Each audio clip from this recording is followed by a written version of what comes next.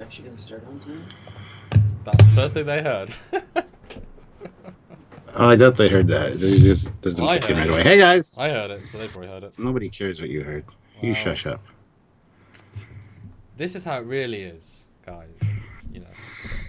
Oh, the abuse. The abuse that must be endured. Hi, guys. We're back. And we're going to be talking about the upcoming Season 4 and the episode titles and what we remember. And yay! This is kind of our most unknown, unexpected, random, fun live format because anything and nothing can happen. We can either seem amazing or not. And you guys get to vote who actually knew it better, me or Stuart, because it varies massively. That's very true. Yeah, very true. So, yeah, hi guys. He's checking audio levels in case you can't tell. That's why he looks like that. But are you excited, Stuart? That's my real question. Oh, goddamn, I'm so excited. You have no idea. You're pumped, hyped, and just raring to be. Something like that. Something like that, yes. So, I'm just finishing up something here. That's why I'm not reading the chat right now. Just 1 second, guys. Just hi. Yeah, we've got the chat round to talk to us, which is exciting. Guys, if you haven't already looked at our Lower Decks episode that came out today, we're releasing one every single week. Yesterday was the Cerritos Bridge. Today is the Phaser. So have a look, please do. They're good. All of our sub-episodes are pretty good. That's a good segue into Olivia's first super chat, actually. Because she super chatted $5 and said, "This episode is brought to you by Olivia's Phasers." Okay, seriously, this joke didn't even phase me. It's so funny. Okay, that's as balanced as the audio I can make it, because the software is... Alright. So people will complain anyway. Yeah. Right, I'm going to start sharing straight away, Stuart, so we can get into it. See you, yes, please do. So guys, if you want to super chat to help out, that'd be great. Let us know what you think about these episodes, and yeah, getting to vote for who did it properly is always a fun thing. So hopefully you guys will enjoy that. And if you want to join our Patreon, it's Patreon/Trekyards, help on a monthly basis, or just join the channel with the rank of Commander, Captain, or Admiral. So yeah, looking forward to this one. It should be a fun one. And guys, if you want to check out the links in the description of the video, there's really cool stuff down there. Lots of ways for you to help us out and vice versa and all that jazz. So yeah, hopefully you guys will check those out and enjoy. Anywho, that's all I have to say. And he's not done sharing yet, so. How you guys doing? Let's see. And just a was a stunning revelation, Olivia. Are you supposed to be drunk doing this? I mean, no. There's a long story behind that. Basically, Samuel fucked up. Last time we did this, we had some drinks. And he just converted the thumbnail and didn't take the word out. So I do have a drink though. I have Smirnoff. Ice peach Bellini. We're not going to get drunk though, but we'll just have some drinks. It's fine. I do have a drink though. I have Smirnoff. We're not going to get drunk though, but we'll just have some drinks. It's fine. Sergeant Roadkill, big love, guys. I just had a massive car repair, so I can't afford super chats. No worries, Sergeant Roadkill. Sorry about your massive car repair, but those tend to bite you in the ass sometimes when you least expect it. So, why are there double volumes, guys? Don't know. I'll have to wait for Samuel to come back and figure that out. Samuel. Yes. Apparently we have echoes, and double volumes. He's fixing it. Olivia Julius, $2, 52 watching, and only 26 likes. Come on, make Olivia pay. It's true. Make Olivia pay. And yes, today I'm trying the last one in the fridge. Kopberg Rosé Premium Cider. Never had this before. Reading out says Kopberg Rosé is an apple cider, pink in colour and refreshingly fruity in taste. We hope you enjoy this very special cider, much as we do. Scowl. So let's see. Yeah, just a gentle, It doesn't say anything about my peach Bellini. Ooh. Smirnoff Ice Peach Bellini premium vodka beverage.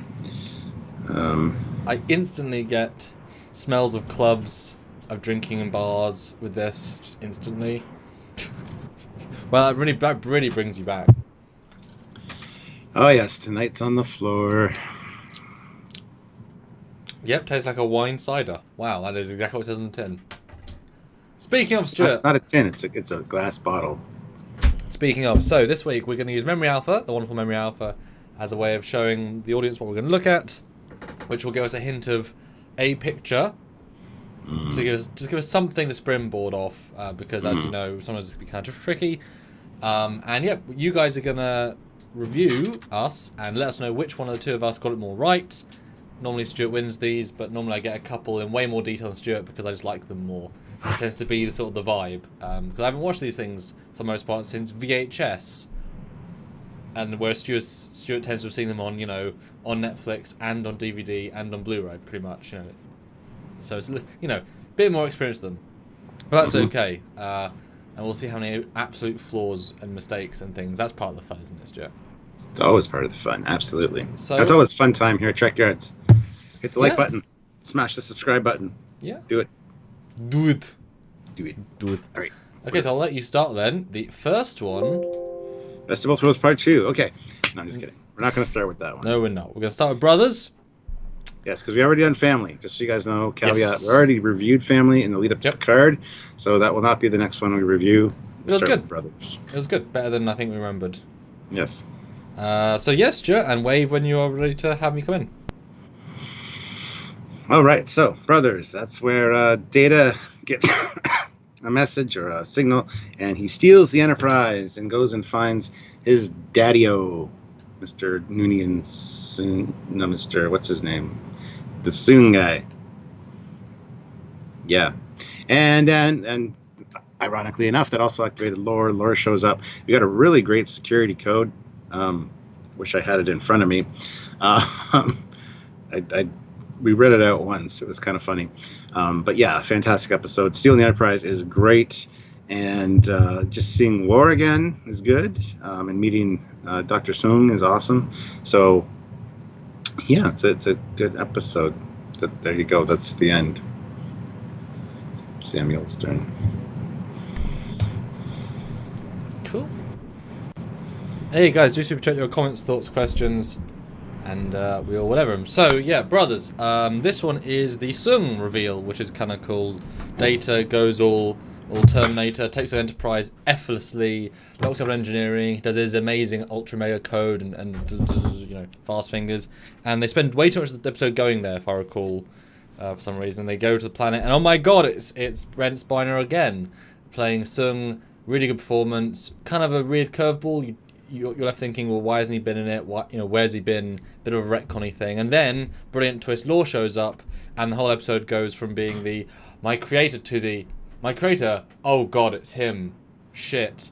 And then escalates. Good family drama, really well written, great split screen, and then there's the motion chip, or at least version 1, because it changes out the show in terms of how big it is. Blah.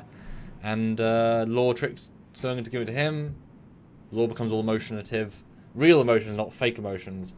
And kills Soong, I believe, in this one. Although he's sort of in it later, but as not really him. But he is in it, just. And then I guess Data goes back onto the ship and is like, sorry guys, I took everyone over, and Soong made me come see you. And yeah, it's just a Brent Spiner ego acting trip episode. All right, who did it better, guys? Yeah. Let us know in the comments. Go now. Just say Cap or Commander or Samuel or Stuart, yes. Or just show us the emojis if you remember the channel and the emojis. Put the emojis up. Olivia Julius, $5. 71 people watching now. Only 35 likes. Oh, come on, make Olivia pay or mop the floor. Ozzy says Captain Olivia Commander. Oh, Samuel. Oh, we're tied for a second. Captain. I think we need a command change. Dystopian guy, Captain. Justin. Commander. Ooh, it's tied. Justin Hampton, $5. Time for a few drinks. I stocked up on Fireball for this. Oof. Y'all not doing shots like the Brothers with Laura and Dr. Soong, who says nothing of his real son. I know. Yep. Another Captain Foley. I think this one's pretty close. I'll call this one a tie. Yeah, I'll call it a tie. That's actually kind of cool. Tie straight in. Oh, look, Matthew K voted for both of us. Even more a tie then. Fun. Okay, I'll jump in then. Next one is... Okay, Suddenly Human. Picard's fake son? Is that the one? Or is it not? I think this is the Picard's fake son one. Or is it? No, it's not. It's the kid who, obviously, with Wesley, and he's like a warrior guy, and he is coming from this creature. I think he's got a dad who's got a beard, kind of a big ginger beard, and he's quite a big guy, and there's like a ritual combat or something, and it's basically a Wesley episode, and I think he tries to convince Wesley to go with him to do something else. And Wesley sees himself in him, I guess. Don't remember the A or B plot, just probably trade agreement. And if it's a Sun one, it's a whole different episode, but I think it isn't the Sun one. I'll give him that. So there you go.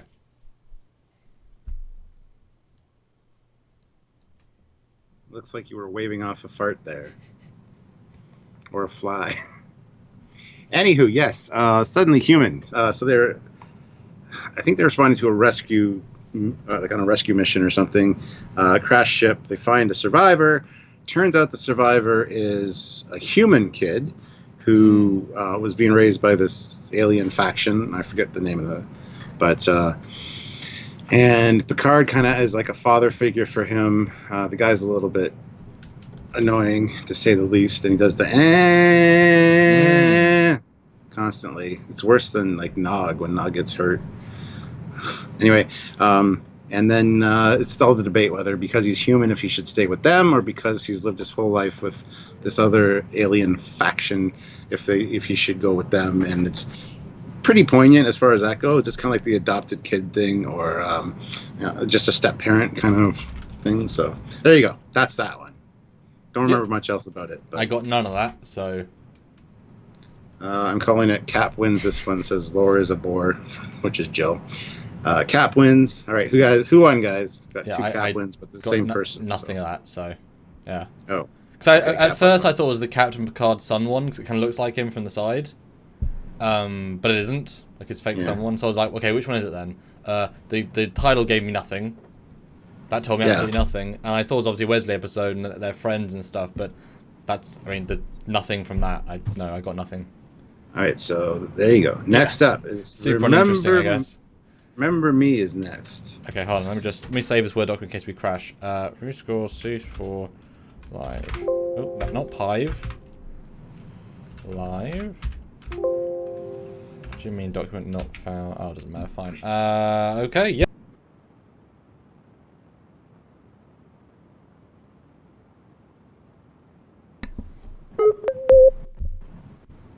Go for it.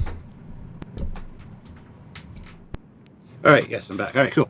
So Remember Me. This is the one where they're doing an experiment in engineering, and I forget what the experiment is specifically. Working with warp bubbles or warp configurations, and they generate a warp bubble, and Beverly gets trapped in the warp bubble. All of a sudden, people are disappearing off the ship. It starts out with her doctor friend that had come on board. All of a sudden wasn't there, and then other people start disappearing until eventually it's just like her and Picard on the ship, and the ship is actually starting to disappear. Like it's losing structural integrity because there's no outer bulkheads or whatever, and eventually just her, and they've been trying to rescue her the whole time. This is a really good episode, actually. I really enjoyed this one. So eventually she does take a leap of faith and go through the big anomalies that keep showing up as they're trying to rescue her, and turns out she's not crazy. But I love that the computer says there's only 2 people on the ship at one point. So anyway, that's it. So the universe essentially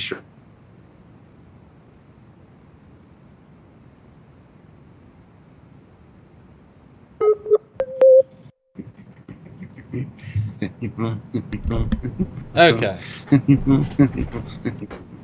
Okay. This one, I absolutely love this one. Static Warp Shell / Mind Effery / Beverly Can Really Act.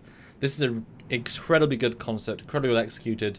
expert bottle show, and yeah, Beverly goes to a starbase. Well, they all go to the starbase, and she brings aboard a doctor friend that she's known for years and years. He's a bit older guy, and it's like his birthday or he's retiring, something really special. And then the next day, she goes around and is like, "Where did Doctor Thingy go?" And they're like, "Who?" And she has this real, like, what the hell's happened? And it's a really good mystery of what happened. And throughout the episode, the situation keeps altering, but in a way of just simplifying.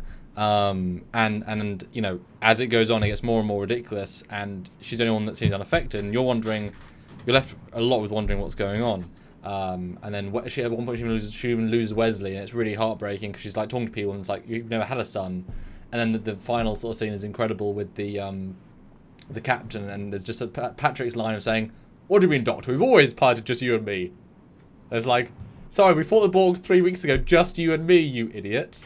But it's just played really, really well. And I think the Traveller comes back and saves this one. Either that, or it's just a static warp shell. Because I know at one point the Traveller does come back and do something fancy, and this would be a similar situation. But I know there's like these really cool fractal CG things. I don't remember if she's the one that fixes it, or if maybe she uses like some automated procedure that say, because the world's not changing, just their memories, and so I think she still can go and use like Geordie's algorithms to do the warp shell thingy, but she managed to like undo it, and turns out that for whatever reason she's in pocket reality, and it's closing, and it's really great stuff of the white coming in on the corridors, and it's really, really effective. And then when you see the picture, the view screen goes into white, and she ends up realizing that actually no, she's got to give in, because this isn't the world that's collapsing, it's the fake universe that they create accidentally is going in, so she has to accept it, which is the opposite to what she's been trying to do for the entire episode. And then you see, you know, her appear again. It's really quite sweet, and just really, really solid episode. Who won? Commander, Captain wins. Sam. No, I really enjoy this one. This is a fantastic one. This is one of my favorites too. So,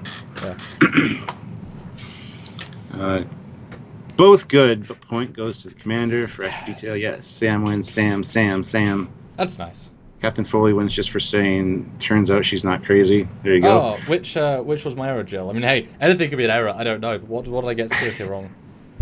About her getting out of it. She doesn't do anything. She's on the bridge, and she has to realize that those things that have been opening up, those rifts, are what she has to jump through. Mm-hmm. She doesn't do anything to facilitate that. She just jumps through one of them finally. Oh, so I guess the moment I'm thinking of, she just realizes, when she realizes what's happening. Yes. Okay. Yes. So I've got a visual of her actually at a console looking and saying, "I'm not in a da-da. Da-da-da-da-da-da." Sort of moment. Olivia Julius, $2. We got 50 likes. Can we get 100? Hashtag make Olivia pay. Thank you, Olivia. Yeah. What did I tell you about? And is this the Traveller one or not? Because I do remember, I don't remember at the same time. I think it is, because Wes leaves soon. He leaves halfway through season 4. But not in this one. No, not in this one. But he isn't. So I think it must be because he's the warp guy, you know.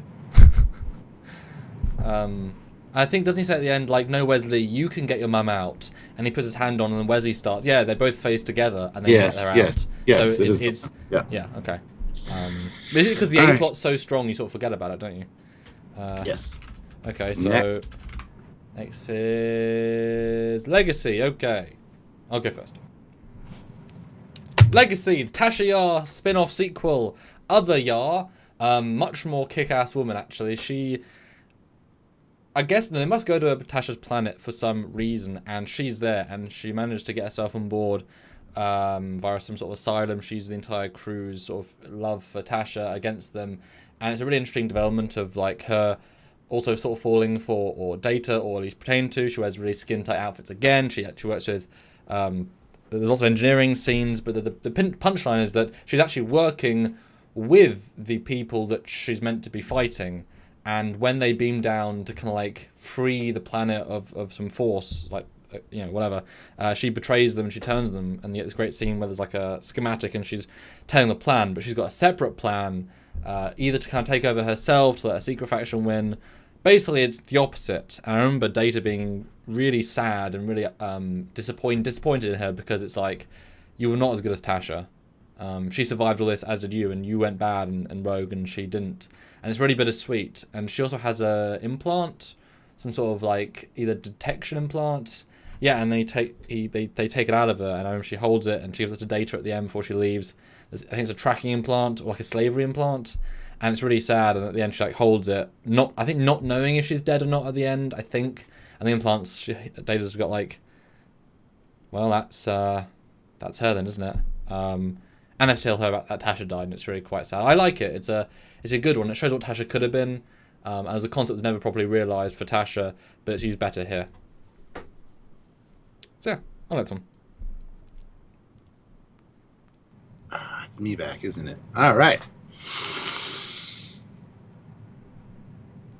For some reason, they have to go back to Trekyards' home planet. I don't remember why, but they meet her sister, and she's kind of there's fuckery afoot because she's not really the person that they think she is based on because they like Tasha, that she would be a good person, and blah blah blah. And there's the weird tension between her and Data, which is really stupid.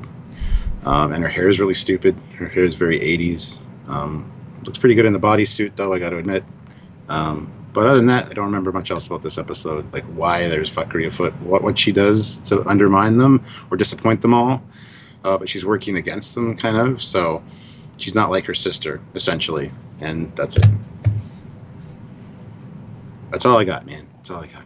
Did you like it? It's all right. I don't remember much of it, like I said. So I remember not liking seeing Tasha's sister, though.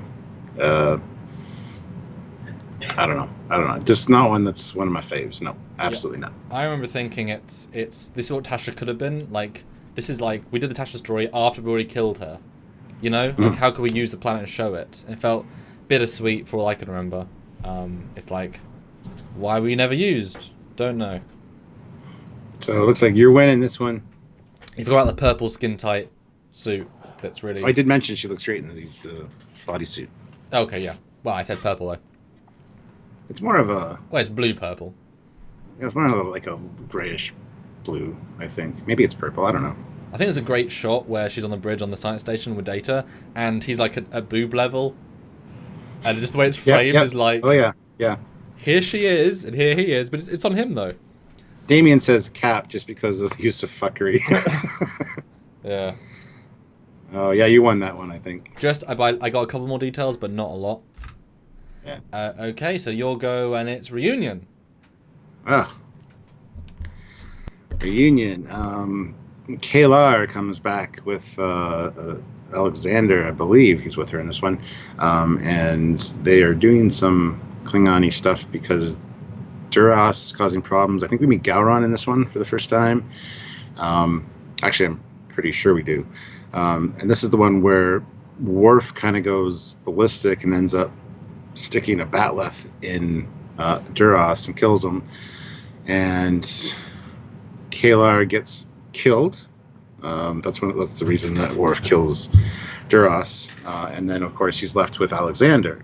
And the ending's great because Picard's giving him shit for saying, you still wear a Starfleet uniform. I know that was a Klingon thing to do, but you are Starfleet, and that is unacceptable. So, yeah, there you go. Damn you, well, Union, anti-climax, a little bit is what I remember. That you think Kaylar's gonna be awesome, and either she's dead in this one, or here's your. I think it's a scene where it's like starts off, she beams in, and he's behind her. What's his name? Alexander. And Worf comes in and is like, Kaylar. She's like, Worf. She's like, your son. He's like, fuck. And I don't remember being a good episode. I think it's it's an unnecessary way for his character. It's Klingon focused. I don't remember why or how Kaylar dies, obviously, in the next episode or in this episode. I have no memory of the A plot. It's just disappointing, and he's annoying and uninteresting. Sorry. I remember this picture is unhelpful as well, because he doesn't get his honor back yet. That's not here. It takes him a little bit longer. Gowron's not in it yet, so that's not him. Duras, I don't think's in it, but no idea. Who wins, guys? Cap wins. You. Cap. I don't remember what the A plot is, and the B plot's just because I wouldn't have said Alexander without the picture either. So yeah, I'm not going to tell him what I said. I wanted to enjoy this one first watch through, and we do the. I probably only saw it once when I was like 11, and all I remember is the Alexander bit. Yeah, I don't remember. I'll give you the point. Yeah. I just don't. Yeah. Unmemorable. Give me that point, bitch. Is. All right, Graduated so by Jonathan Frakes. Hey. Yeah. Cool. I'm out for the next one. Start it. Go.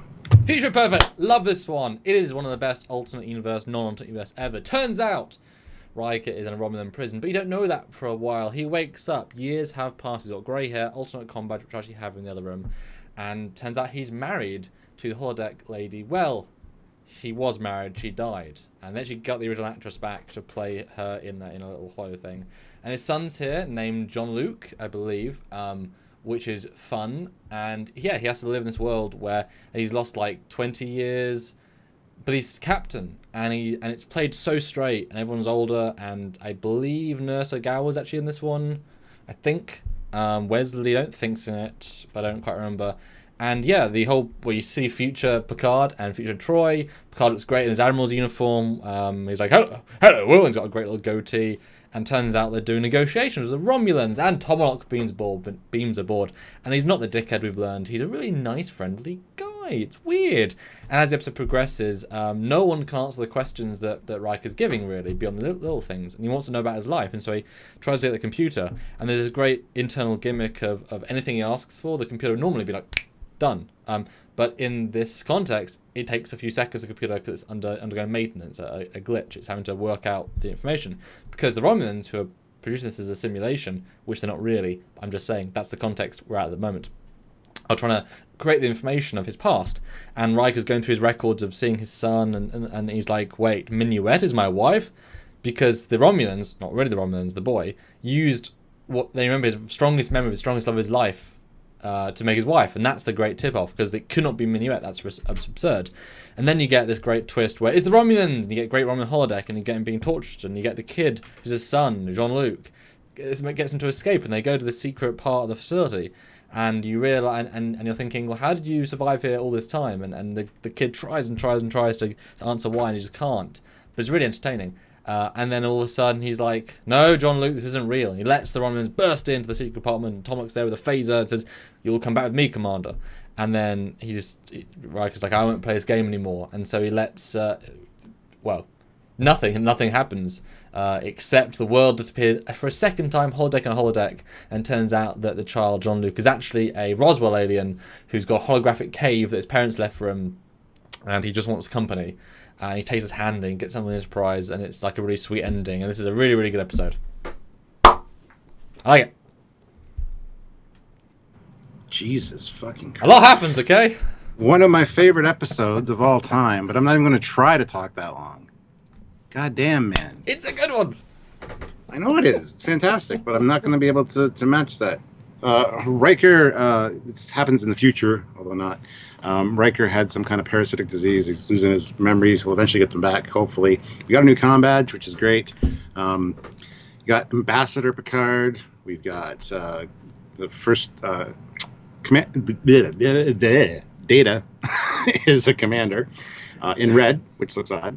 And then he starts to kind of clue in that something's not right. He's got a son, and his son is named Jean-Luc, and you know, when he tries to call up the mother on the thing, the computer errors. The computer's lagging. There's problems with that, and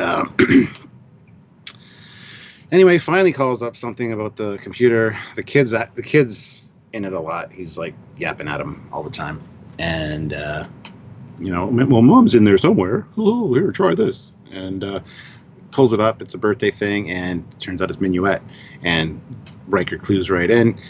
Goes up to the bridge, asks Data, you know, how long till this?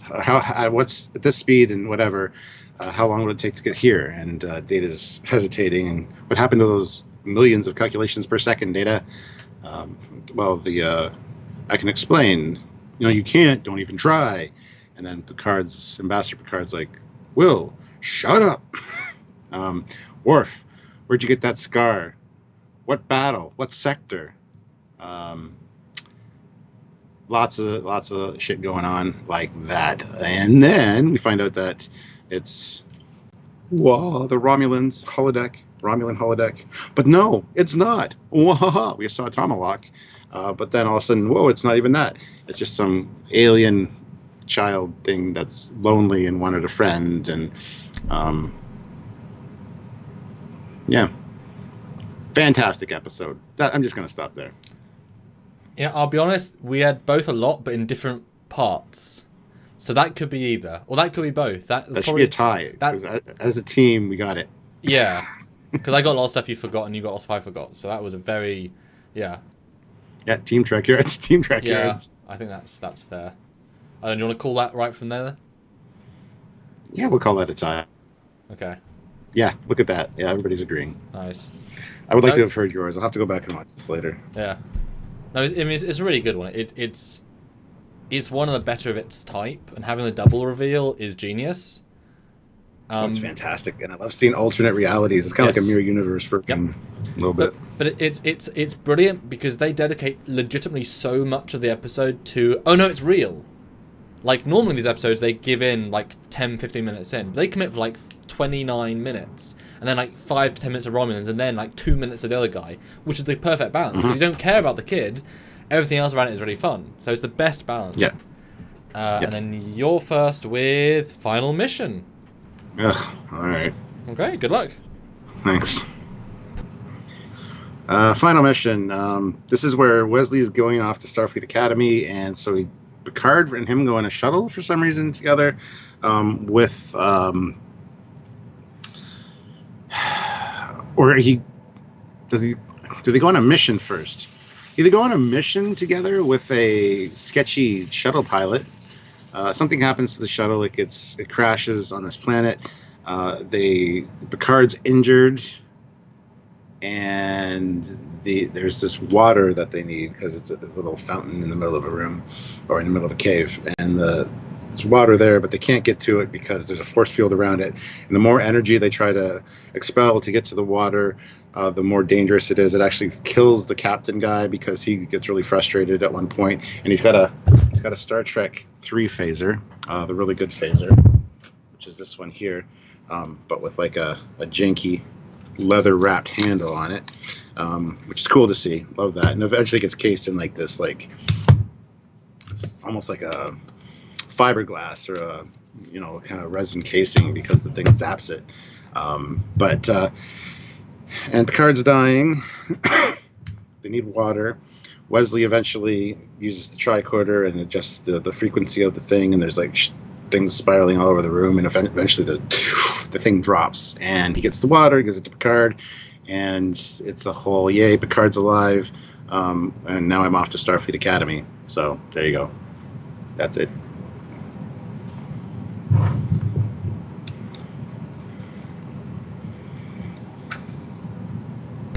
Okay. Any super chats, Stuart? Make sure you read those out. Oh yeah, we got some super chats, man. Yes. Do super chat. We'll read your comments, thoughts, and questions. Fleet Pass, back $2. No, you don't. Don't even try. Oh no, you can't. Don't even try. Yeah, it's one of the best lines. Let's see, and we also have Olivia Julius $5. This episode is brought to you by Kayless Shoes. Today is a good day to shop. 100 people watching, 64 likes. Make Olivia pay. 116 of you here. Everybody hit that like button. Do it now. So this one is unmemorable in content, but in location unusual. It's the Wesley, Picard, and Guy triple act one, where they are going somewhere, doing something, and crash, and the guy is this seasoned traveler that's really hates the universe, I think. And yeah, I saw you help with phaser, but I was going to mention anyway. They reuse a Star Trek 4 prop, or I guess it'd be Star Trek 2 prop. It's like, oh my god, it's the old phaser, and they give him three. Yeah, and they give him to all of them. Yeah, 3. It's one that Kirk shoots. It's got like a leather wrapped handle. I think. Yeah, it's kind of. Yeah, it's one of those like weird reuses. And they have to get off the planet, but you get a lot of them talking, and how I think the guy like skimped on important ship stuff to have like booze in his pocket, and like he's a really shitty pilot, really shitty trader, whatever. And they basically fight with him the entire episode, and Picard and Wesley bond. Picard is obviously ordering Wesley, but Wesley I think knows the situation better. Like he's better at what they're doing, so I think there's probably like a sense of who's right. Is it the guy seasoned traveller, the captain who should be right, or the ensign that might know the situation better? It's really just an excuse for a Wesley episode. I'm sure the captain I'm sure the crew on the Enterprise tries to rescue them. That's their plot. Doesn't matter. They just rescue them. They go in a cave at one point, and I think one of the reveals is that the guy could get them off the planet quicker, but he's holding out on them. And I think you also get a standoff moment where he always kills them. Like, everyone's like, should we just kill this guy because he's gonna kill us? Like, it gets really like fraught with human tension, but it's very uninteresting as an episode from what I remember. It never grabbed my attention ever, apart from it's in a desert and a cave, which is obviously Planet Hell cave set.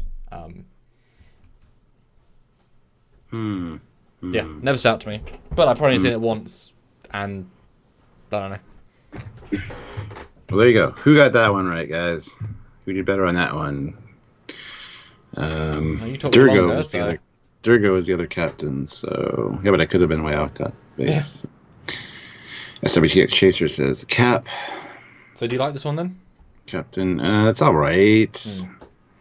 The fact that neither one of us knew why they crashed, what mission they were on beforehand, says a lot.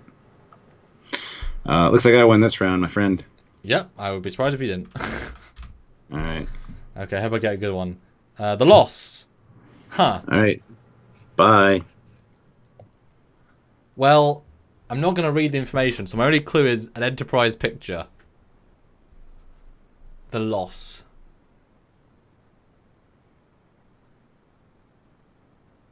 Someone dies.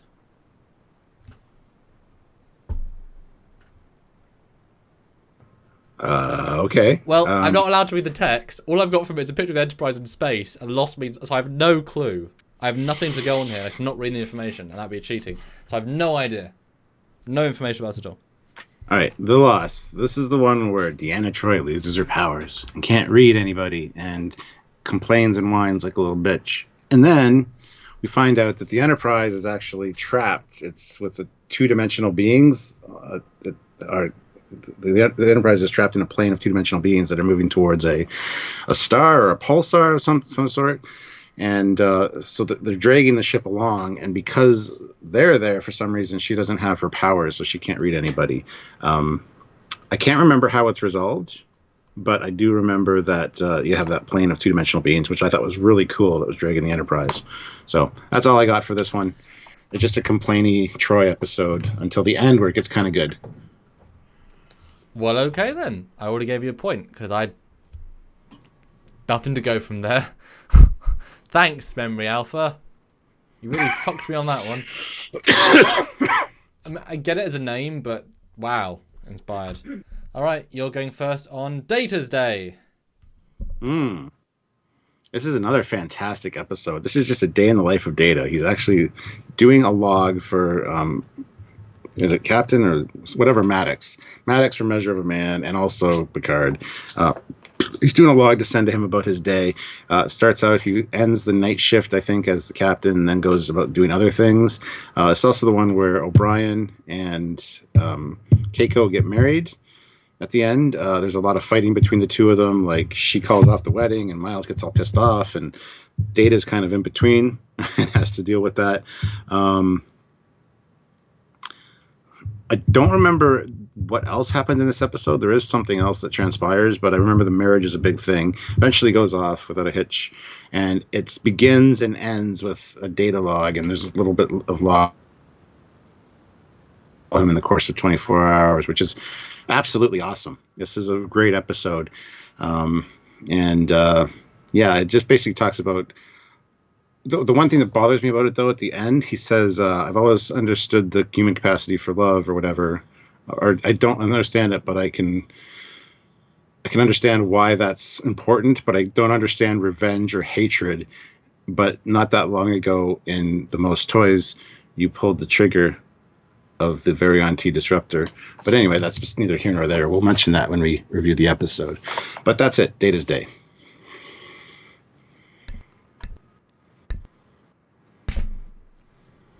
Alright, Data's Day. As you can see, Keiko and O'Brien get married, yay! But it's really not about them, it's about Data learning about people. And if I remember it correctly, it's like one big episode about Data's like introspection about the crew's life and interaction. And he uses several examples of people doing things as like learning. He may or may not have a girlfriend in this one as well. It might be this one or it might be a different one. If it is, she's blonde, short hair, quite nice. Maybe. He might get the cat in this one, because that makes sense with him dealing with people. But it's Data noticing the crew, which is why the wedding. And there's some A plot, but really it's just an excuse for Data to do things. And apparently, according to the member alpha, there's a ambassador class, which is nice. But yeah, that's it. Something happens to do with people. Who won that one, guys? Waiting.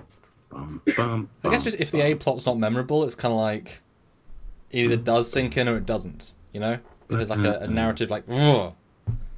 But you know, is Data's girlfriend this one? I thought Data's girlfriend's later. Nope. That's later. That's coming soon, I think. Yeah. I think it's this season actually, but let's see. Cap. All right, I win. All right, next. No idea the A plot. Are you first in the next one? Yes. Okay. Wounded. Yes, this is another great O'Brien one. Captain Maxwell of the Nebula class, something of Sutherland, maybe, has gone rogue. Is attacking all of the Cardassians because guess what? There was a Cardassian war apparently years ago. Is this the first generation of the Cardassians? It may be. I don't remember. Well, it must be. And Gul Dukat's there, but not really. Not Madrid, but Gul something else. He's got a really good little goatee thing. And yeah, this guy's gone crazy. He's attacking things because he's telling the Cardassians who we're at war with, guys, just spoiler, we're at war with them, even though they're never mentioned. With a great brick Starbuck designed ship, and yeah, the Enterprise has been demanded to go investigate and stop him. That's the key, and they do catch up with him using some clever tricks, but not after he's already destroyed like 2 Cardassian ships. And there's a great bit where O'Brien beams to his ready room, and they have this conversation, they have an old war song, and they talk about some really dark shit, you know. And you ever seen where O'Brien is in 10 forward talking to a Cardassian, and he's racist. You know, these guys were vicious, horrible, and the Federation killed a lot of their people. I mean, it's a two-sided war, and O'Brien does feel guilty, but I mean, you know, no one can know, you know, how vicious that war got. And I think the Cardassians maybe kill the captain at the end, maybe, but I don't think necessarily. But it is revealed that what he said was right. There are weapons moving between places, so he was right, but the way he did it was wrong, and it shows the Nimbler as being very, very powerful. Yeah.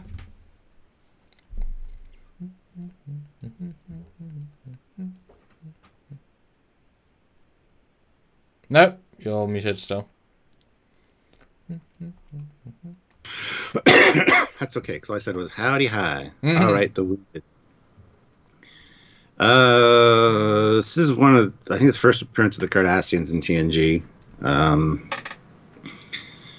This is also the first appearance of Mark Almeida, or whatever his name is, which is basically Gul Dukat as a Cardassian, but he's got the stupid frickin' head thing on, that leather head football gear that they had, which eventually went away, which is fine. But yeah, he's not Gul Dukat in this. He's obviously another Cardassian. I think this is the one with the rogue starship captain that was destroying Cardassian outposts. So the Cardassians and the Federation are both after him. I think the captain's name is Captain Maxwell, but that's just a guess. That's what I said, so... Yeah. Either both right or both wrong together, Stuart. Well, it must be both right if we both said that, which is weird. And then, yeah, this is one where, yeah, that's it. So the Cardassians think that the Federation is attacking them. The Federation's like, hey, it's just a rogue captain. We'll take him out. Apparently, he's taking out military targets, which are actually supposed, according to the Cardassians, civilian targets, like cargo ships. But they eventually track him down. Like I said, O'Brien served with them, so O'Brien talks to him. They sing a little ditty, a little song, and eventually he chooses to give himself up. But he was doing what he thought was right, and it turns out at the end that he probably was. The Cardassians were probably doing some shady shit, but we never really get clarification on that, but I would think they were. So that's it for that. That's what I remember. And you know what's weird? That reveal of he was right, they were smuggling weapons, happens like 4 times in DS9. Oh no, they weren't doing bad things. Like the same exact idea of, no, they were literally, you know. I hope I win that one because I give a bit more detail. Who won, guys? Lore is aboard, puts in $2. Can our host see episode clues in our comments? Yes, if we're reading them. I try not to read the comments when he's talking. But if people are dropping things, then that's not really fair. SWTX Chaser, $2. I think this really starts the O'Brien arch. Yep. His arch is strong here. Yeah. Olivia Julius, $2. $2 for a cute Dot. Yes, Dot was on screen talking to him, if you noticed. But thank you guys. So who won? Let's see. We got Cap, Commander, Cap. Ooh. Jesus Loves Me. That's great. Commander. I really want to win this one because I was more certain of which one it was. Captain Foley. Ooh, Captain. On, guys. Really? Look out, Tower Radio, 5 pounds. Yes, Captain Maxwell, who should have returned for the Dominion War. O'Brien could have been his first officer in a side series with that. I even said it was a Nebula class, and I talked about the scene in the 10 forward with the other Cardassian guy that no one. Well, I could have said a Nebula class. I remembered that. I didn't say it, but Cap. Really? Tie, Cap. Oh, that's okay. Well, so remember that it was the first Goldie cut, even though he's not. I said that. Cut. Oh, I said. Oh, and did you say the stupid headgear? Yep. Well, and I said the goatee, the weird hair thing. Yeah, they had like mutton chops, sideburns or whatever. Well, I think you win it by a T, but whatever. Just that much. Just that much, okay. I guess. So it's you again. Devil's Due. Ardra. This one's fantastic. So they go to a planet that's dealing with some natural disasters, and I forget the name of the planet, but anyway, turns out that the people of this planet had made a deal with the devil thousands of years ago, centuries ago, I don't remember which, that their planet would be, peaceful and prosperous or whatever, and that eventually the devil would come to, stake its claim for the deal that they had arranged. So this Ardra lady shows up, and they have a trial because Picard obviously doesn't believe that she's the devil. She's got some funky powers, some really cool chairs that you see in different shows throughout, like Stargate and other shows. The big black chairs with the big black oval things and the half moon in them. So those are in a lot of shows. And she turns into the devil. She turns into Feklar, the Klingon, I guess not devil, but anyway, Feklar. And plays some, there's some magical fuckery there. I'm going to use the word again because it made me win last time. Finds out, it actually turns out that her ship is above the pole, so it's in hiding. So that's why they didn't detect it. And she's linked in with her ship and using some eye movements and gestures and stuff to, I didn't call you back yet. I did. Why does his earbuds in? Anyway, she's using her ship to use some transporter stuff and basically create some magic tricks out of thin air. And they eventually take over her ship and cancel out her things and prove her to be a fraud. And it's a fantastic episode, and I absolutely love it. It's one of my favorites. So there you go. I think he can hear me. He's just playing stupid. So her name's like Kestra, Vestra. You put your earbuds back in. I thought you could hear me. No, it's because I can still hear you through the earbuds. So I have to unplug the headphones, but keep the earbuds in because I was. Oh. Yeah, so it's like Vestra. I don't remember the name exactly, but I might remember by the end.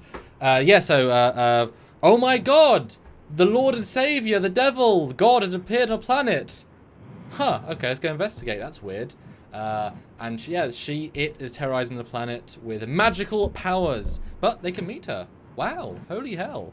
But no, they're not the Klarg, the Klingon demon, or all these very, very cool, the Klingon devil, all these cool things. No, it's this nice lady. And they're like, are you an alien? She's like, nope, I'm just God. Like this whole long spiel on this kind of cool planet. And she keeps using her powers. She teleports Picard from like planet to the bridge. She changes something else. Pretty drastic. I can't remember exactly what, but pretty like the middle is about her having fun. And then she definitely seduces Picard. Tries to make him hers. She's used to having power.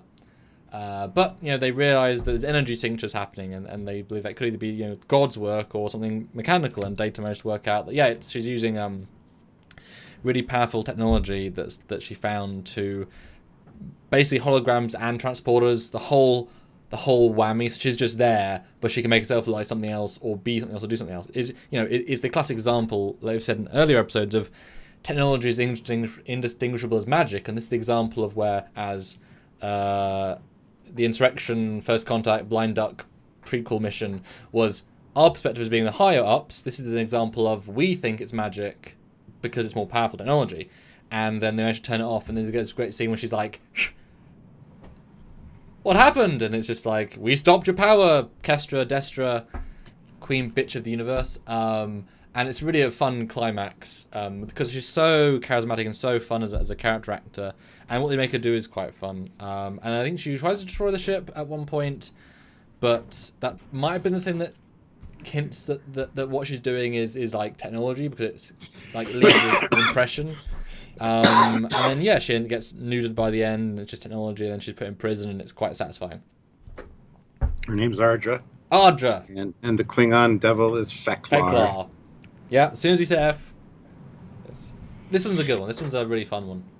Lore is the Bore, $5. The Wounded is one of the 4 episodes I rate 10 out of 10. My fave. Ooh. And Area 51, $2. Ardra, shut up and take my soul. Hot stuff. All right, who won that one, guys? Who had the most details and best explanation? Team Trekyards, apparently. Let's see, come on, more votes. Who won? It's a lot of fun stuff in this one. This is one of my favorite episodes of all TNG. Where did Commander get those ship background posters, says Chris? No, it's not a poster. It's individually rendered ships. I did them live on a stream. Each one is rendered by me, of original model, and I stuck them all on with pride. And you guys all sponsored them. Hey, put us in the chat below. Did you sponsor one of these ships? Let us know if you sponsored one of the ships, because you guys did. And I forget who was saying in the chat about VR, 3D VR and videos. I might do those some night. That might be fun. But yeah, there's VR environments on YouTube that you can check out with VR headsets. So I might do some of those on a live. But, so Commander, Team Trekyards, Captain Ty. Commander, Team Trekyards, Cap, Team Trekyards, Draw. I'll take a tie. That's a tie for sure. Yeah. Cool. Okay. Clue. Wow, this one again. I'm not gonna. You know what? I'm gonna say it while you're on stream. Clues. There's a green planet. How am I meant to get that from this? If I don't know anything, I can't know anything from this. I don't know. There you go. Your go, Stuart. Doesn't the name give it away? All right. Why would I give it away? What? No. Clues. This is the one where there's a mystery afoot because things aren't quite right. The spores in the medical lab have grown. Worf has a broken arm, and it turns out the only person strong enough on the ship to break his arm would be Data. Oh, wait. No, you've already done your bit. Hold on, shut up. Nope, that's my turn. Okay, I'll go again once because now you told me a little bit. No, you can get the point, Stuart. It's fine, but I want to see if I know it. You already lost. Yep. I know that, but I want to see if I get it. Anyway, turns out they ran into these energy beings that they didn't want to be discovered, and so Picard ends up ordering Data to not say a goddamn word. I gave it away. He's not gonna. Anywho, but they left clues, and the clues, humans are naturally curious, so we went through and we solved it all, and Data was ordered not to say anything, and so they tried to do it again, and apparently that works the second time. But yeah, a lot of things happen. Data breaks Worf's arm, and the spores in the lab are the ones that were growing. There were a few other things that were out of place, and Data's acting all sketchy throughout the whole thing. So and it just turns out they're isolationists, these people that they discovered, and they don't want their presence known. So Picard agreed to that, and he ordered Data to keep his mouth shut, and that's what caused all the problems. So.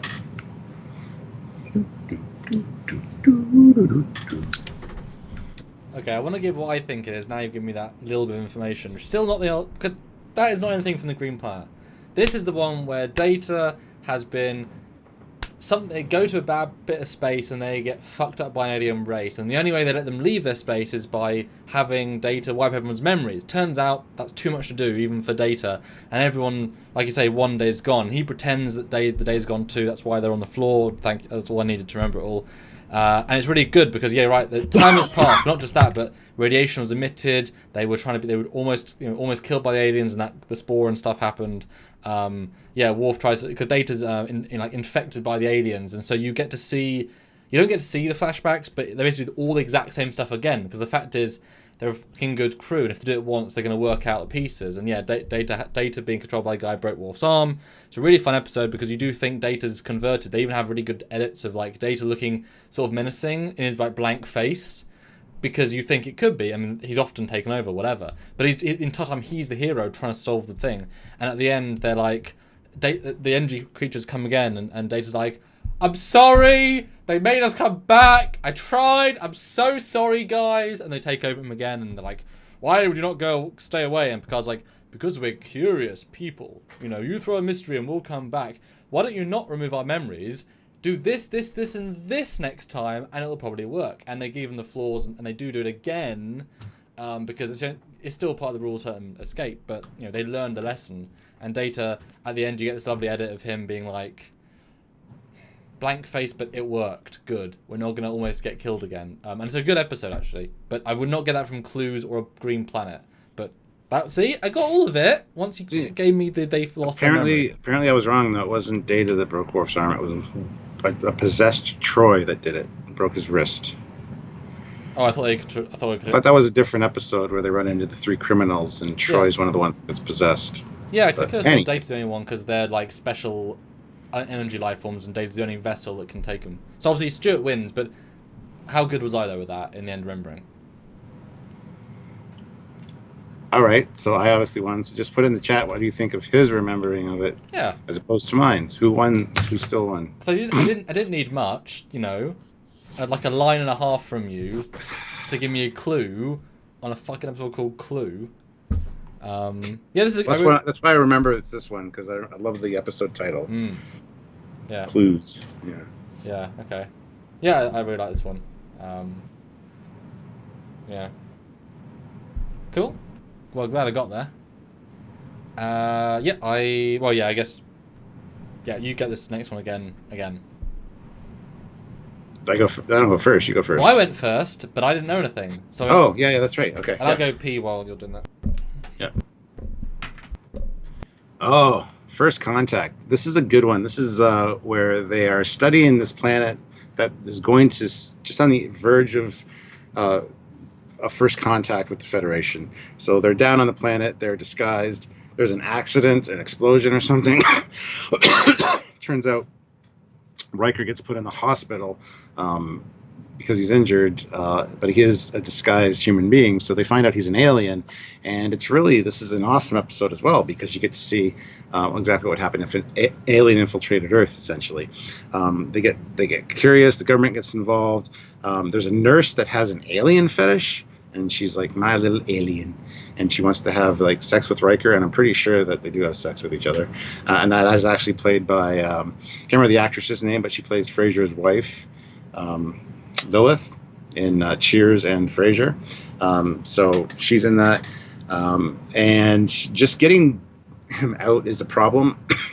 Because of the first contact thing, they don't want to have to, expose him or show that there's more advanced technology necessarily. So they can't beam him out, which is really stupid. This is another simple one for me. I just beam him out of the hospital room. But anyway, that's the end of it. They eventually get him back, and I believe it's decided that because of the panic and the paranoia that infested the world when they found out there was an alien in the hospital, that they were not ready for first contact, and they will come back at some other point. And I think the government agrees with them on that in that regard. So that's where we stand with this one. Yes, this is another sort of almost first contact, almost up blind sort of mission. Something happened that made them need to go out of the planet.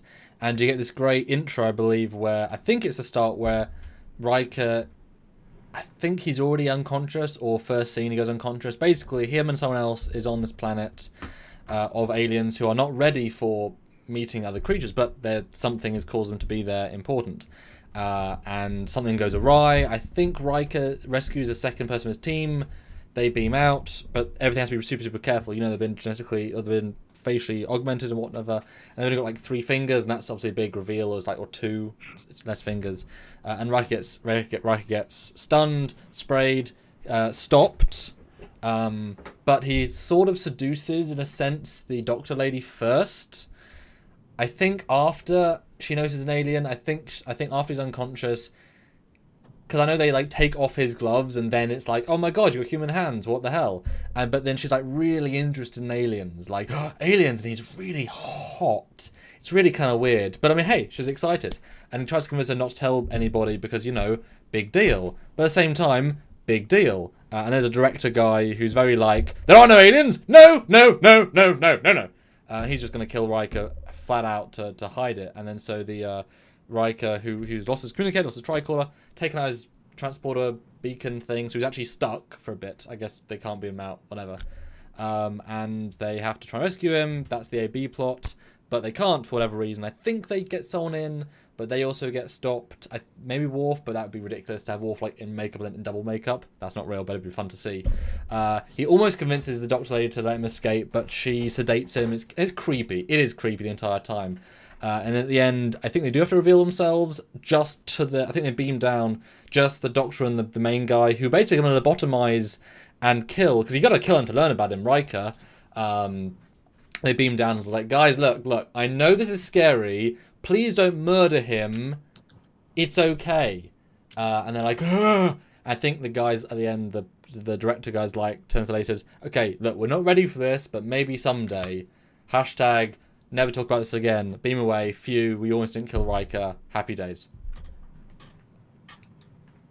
It's pretty good. Who won that one, guys? It's quite similar to the Hermaphrodite one, where Riker goes after someone else. That's not similar at all to that one. I mean, yeah, vibe. okay. Like, vibe. Like, wow. Riker's kind of in the trenches a bit. You know. Because it's very, like... I don't know. Yeah. I think you might get 1 or 2 more details at the end there, but Team Trekyards, Captain Foley wins. Team Trekyards, Commander, Captain and Team Trekyards. What? Cap, hi, don't know who he is. Sorry, Jared. Team Trekyards, Cap won, but I like Samuel's hair better. So there you go. Cap wins because he remembered the ending. I thought I got the ending, but okay. Yeah, I'm trying to think when was the last time I actually watched these. You know, it would have been in the early 2000s. Some of these, because I've watched like the big ones, so I enjoy them, but I don't enjoy just watching Trek for the sake of it, really.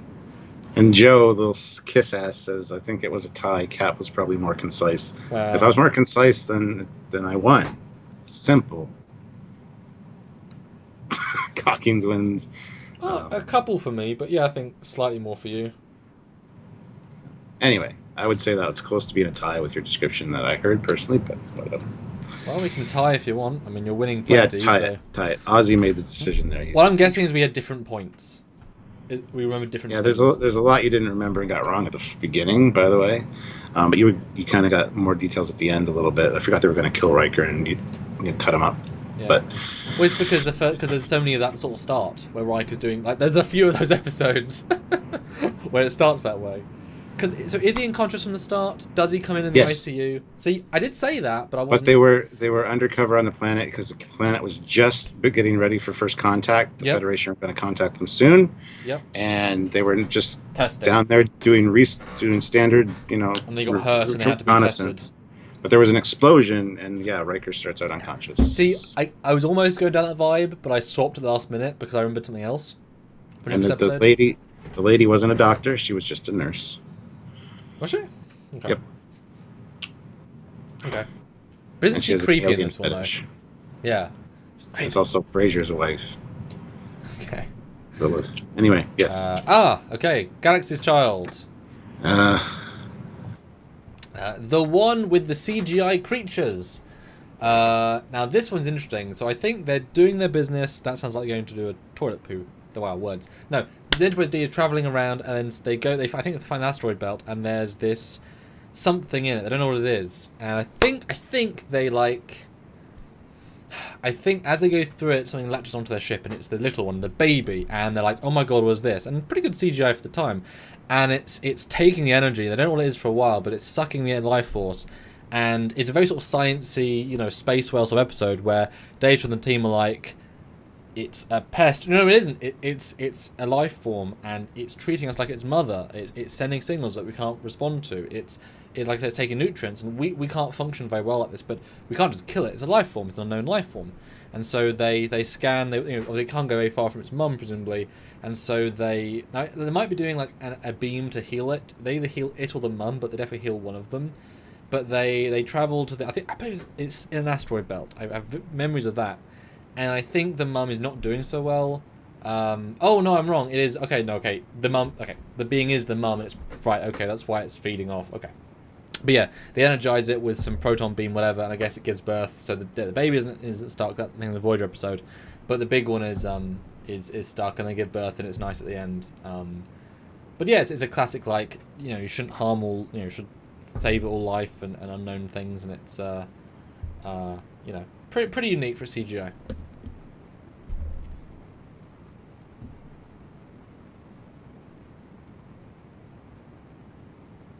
Still muted. There we go. Hi, guys.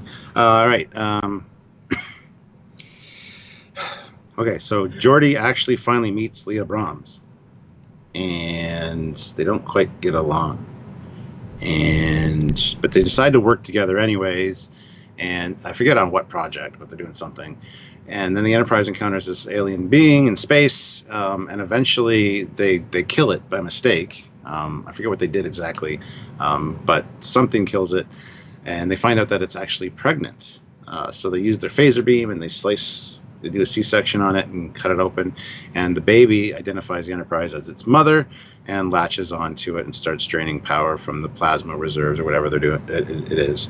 Luckily, Brahms is on board. Her and Geordi start working together to find a way to get this thing off of the hull without hurting it. Because the Enterprise crew basically feel guilty for killing its mother. And then she stumbles across his holodeck program with herself, and kind of it doesn't make her happy. But they fight, and then they make up, and they eventually get the baby off by changing the plasma flow, souring the milk, essentially, is what they say, as an analogy. And the baby takes off, and I think it finds another one of its kind to follow. I think they find another one, is my recollection. And it ends with Leah Brahms leaving the Enterprise, and she doesn't hate Geordi anymore, but, there's maybe a little spark of something there. She kind of thinks he's brilliant, and they work together well, and whatever. So she doesn't hate him at the end. I've no idea how you got Leah Brahms' episode from the Space Whale one, but...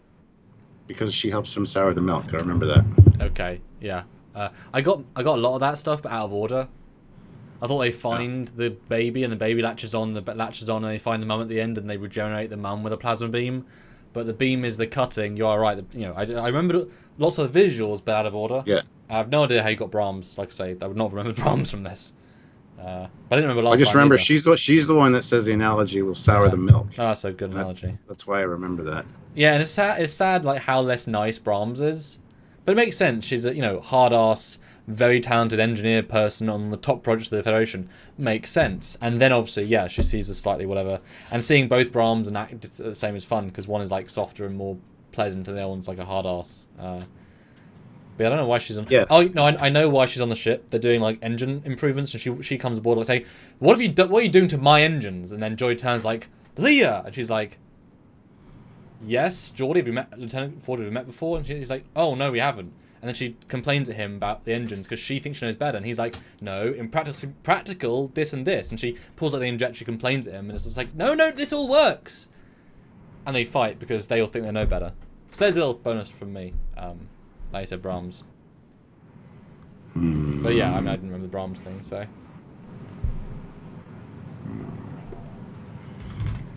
Okay. Am I first now, or is it you? You are, but now I have to start getting up the episodes because I tab so many. And guys, please do super chat. We're having we got so some few super of them, chats. so if you can, please do. Would be helpful as always. Yes, Olivia Julius, $5. 103 if you're watching, only 88 likes. 45 of you didn't hit like. Make Olivia pay. SWTX Chaser, $5. I always wonder what happens when they get Starfleet official time again and sync the clocks. Would they get an alert? Tenchi 2K7, $2. The return, first appearance of Leah Brahms. The real one, yeah. Justin Hampton, $2. Creepy Geordie, wow, hit like people. I don't think it's creepy in the episode, but... Alright, I think we are... Oh, you're like showing them all. Don't show them all. Well, I have to line them up. I mean, I'd done 10 before the stream, but I can only Chrome so many, so... Oh, really? I got like 30 tabs open in my Chrome. Yeah, but I don't want PC to crash, so... Yeah, best not tempt fate. And yeah, that's not where I thought they were all going to be in the frame, but oh well. So I went first, so you go first, okay. So this one is called... Are we on Night Terrors? Yes. Okay, Night Terrors, go! Night Terror... Oh, yeah, this is 2 moon circle or whatever, or 1 moon circles. This is... They find a ship. Everybody had killed themselves, or killed each other on the ship, using phasers, hand-to-hand, whatever. And they're going crazy, essentially, in this... Anyway, it turns out they're locked in some kind of thing with an alien ship that they can't see because it's another dimension or something, and they need to release hydrogen or some substance into the thing to set them free. So they try communicating that point a number of different ways, one of which is through Deanna Troi, who keeps having like nightmares. And yeah, so she eventually comes in contact with them, and it turns out that that's what they need. So they release the whatever into the thing, and then they're both ships are freed, and yay, the end. There you go. That's about all I remember from this one.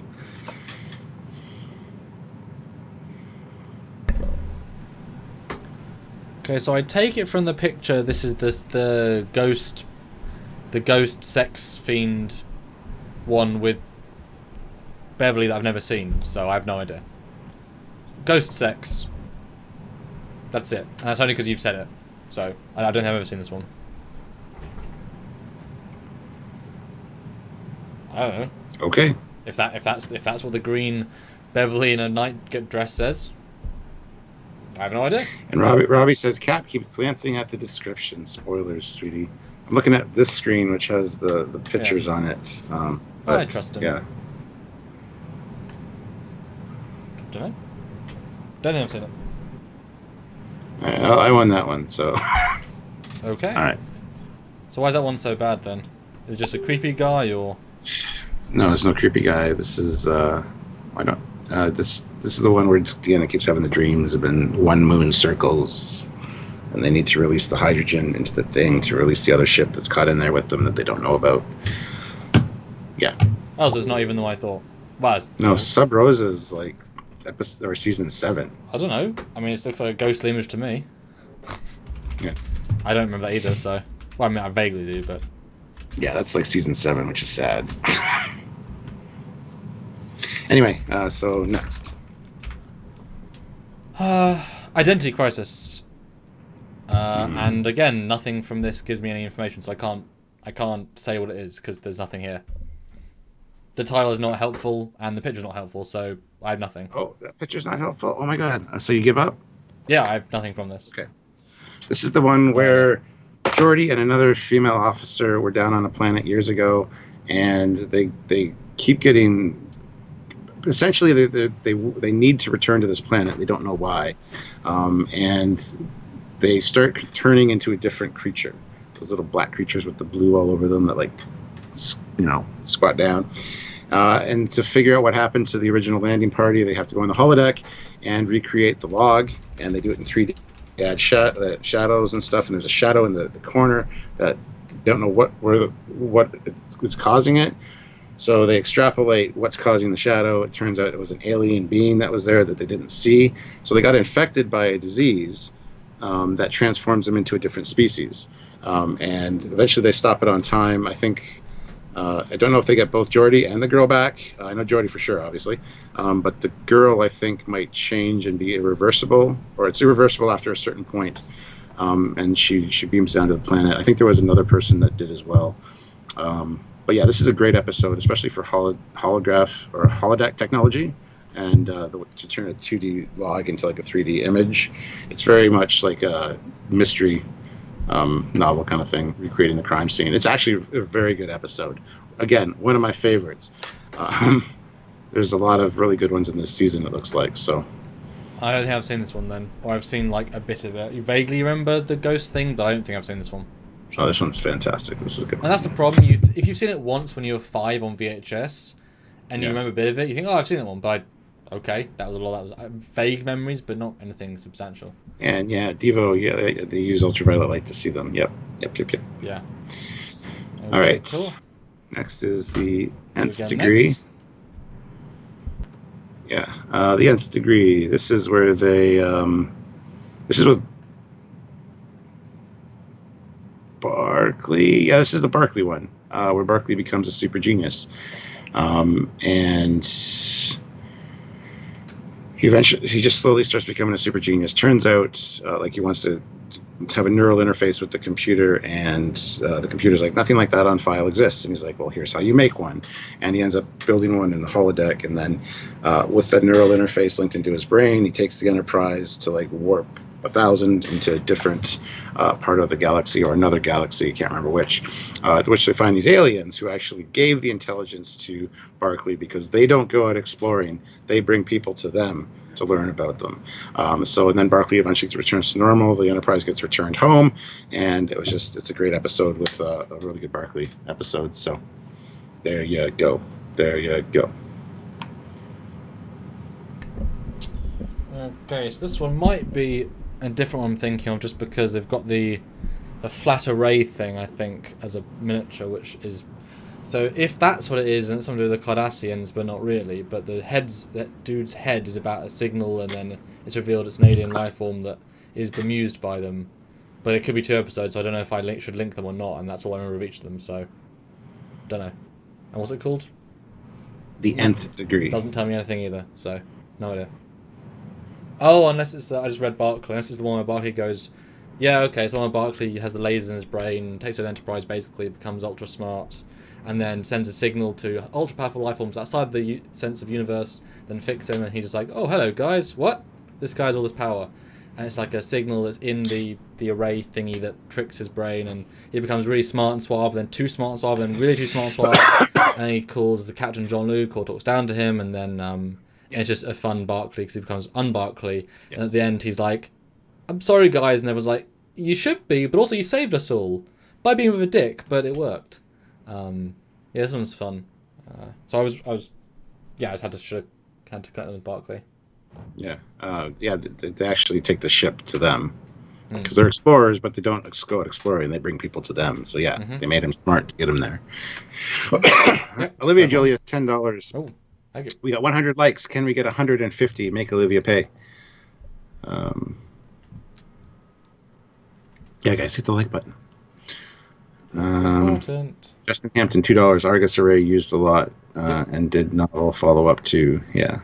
So I know there's a Cardassian one too, but this must be the first one with it in. So does who wins that one? I guess I do. Yep. So I'll start Qpid. Your description was good once you got it. Yeah, I mean, it doesn't tell me anything from the... I got to actually give me something to base it off. Yeah. Okay. All right. Qpid. You're first? Yeah. Yep. So this is the Vash and Q sequel. It's a lot of fun. Q comes aboard and is like, hey guys. And then Vash is on board anyway. She's doing a like, oh, I thought I'd come see you. Flirty flirt. And Picard doesn't like... Q doesn't like what's happening, and so he's like, no, mon Capitan. And then takes them all to Sherwin. But it's not holodeck. They made that very, very clear. The entire bridge crew become the Merry Men. Data is Friar Tuck. Worf is the Merry Man. I can't remember his name. Something of... Sheriff of Nottingham is obviously Q, and it's a great little story of Maid Marian trying to save Vash, although she's really not as good in this one by a long way. I mean, she's playing the damsel in distress character, makes sense, but whatever. Obviously, Data gets shot in the neck with an arrow. That's the fun scene, Merry Man scene. Riker, I don't remember if Riker's. I think Riker might be still on the ship. I can't quite remember. We can see Picard's obviously got his goatee. It's a lot of fun in the forest. They do attack the castle. You see a lot of fun lines of Vash and Q at the end, kind of bonding, because she's like, "You're an interesting man," and he's like, "I'm not a man," or that sort of chemistry. And in the end, Picard does manage to rescue Vash from Q, but in the end, she decides, well, Jean-Luc, he's way more interesting to go out traveling with, so she chooses to go out to the universe with him. Doesn't ever go anywhere, which is a bit sad, but that's okay. And it's just a really fun romp, excuse to do odd things, and it kind of it shows how, I guess, silly the Vash Picard relationship was. It kind of pushes it into a ditch, or had potential, which is weird, and it's anticlimactic, but it's still a good episode.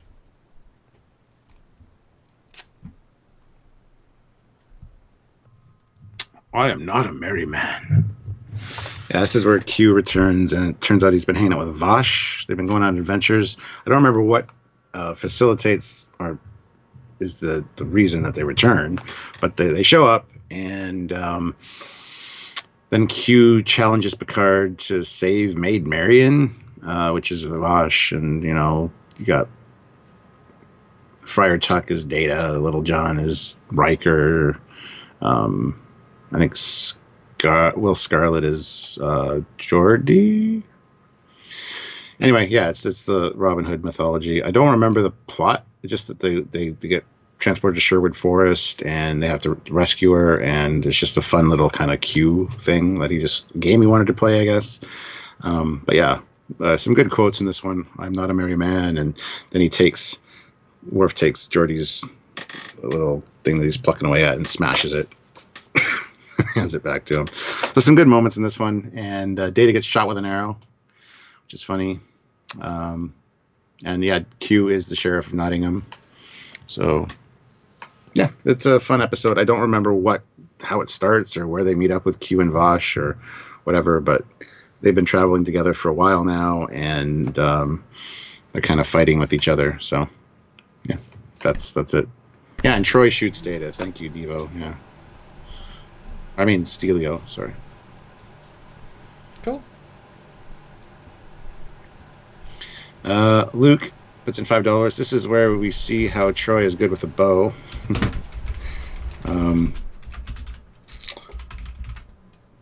Yeah. So who won that one, guys? We're men in tights. Team Trekyards, it's a tie. Yeah, we gave similar but different details, so. Yeah, it's a tie. Okie dokie. Are we almost done? God damn. Sort There's of. so many. Yep. 1, 2, 3, 4. So 6. you're next. Yeah, you're next. Okay. Oh, yes. Okay, thank you. All right, the Drumhead. This is one of the best episodes of TNG. Best written.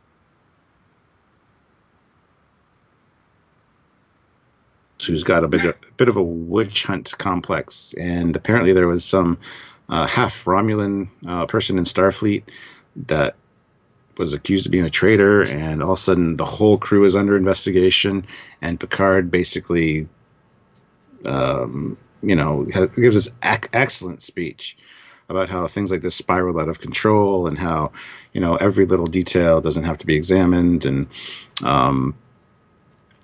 anyway, it ends up making the Admiral look like an asshole, and she leaves. But for a while there, everybody was under scrutiny. Everybody had something in their past that was a little bit shady, and it just came across really bad.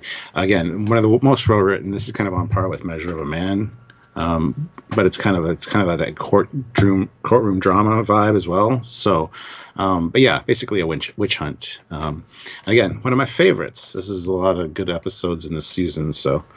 There we go.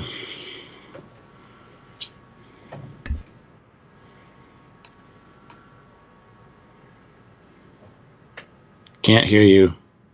Drumhead. And I was about to say this is the one where Worf's on trial, but is that the DS9 one or is that this one? Because he's on trial twice. I'm going to sue... because he's facing another. No, I think in the DS9 one, he's a Klingon dude. So I'm thinking there's two Klingons. He's the one that's being mean to him. No, this is another Klingon. He's half Klingon, half Romulan, which is the weird thing. And he's an officer in Starfleet somewhere doing something, don't remember what. And he's been charged of a crime, a pretty serious one, presumably something to do with the destruction of a ship, etc. And this lady that Picard used to know, who may or may not be the same one as in... She feels as if she's the same one from...